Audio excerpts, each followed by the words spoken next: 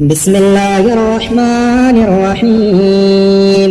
يا أيها المزمل قم الليل إلا قليلا نصفه أو انقص منه قليلا أو زد عليه ورتل القرآن ترتيلا إنا سنلقي عليك قولا ثقيلا إن ناشية الليل هي أشد وطئا وأقوم قيلا إن لك في النهار سبحا طويلا واذكر اسم ربك وتبتل إليه تبتيلا رب المشرق والمغرب لا إله إلا هو فاتخذه وكيلا واصبر على ما يقولون واهجرهم هجرا جميلا وذرني والمكذبين أولي النعمة ومهلهم قليلا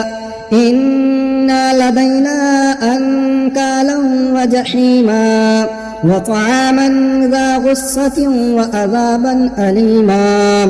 يوم ترجف الأرض والجبال وكانت الجبال كثيبا مهيلا إنا أرسلنا إليكم رسولا شاهدا عليكم كما أرسلنا إلى فرعون رسولا فعصى فرعون الرسول فأخذناه أخذا وبيلا فكيف تتقون إن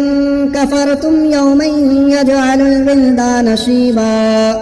السماء منفطر به كان وعده مفعولا إن هذه تذكرة فمن شاء اتخذ إلى ربه سبيلا إن ربك يعلم أنك تقوم أدنى من ثلثي الليل ونصفه وثلثه وطائفة من الذين معك والله يقدر الليل والنهار علم أن لن تحصوه فتاب عليكم فاقرؤوا ما تيسر من القرآن علم أن سيكون عليكم مرضى وآخرون يضربون في الأرض يبتغون من فضل الله وآخرون يقاتلون في سبيل الله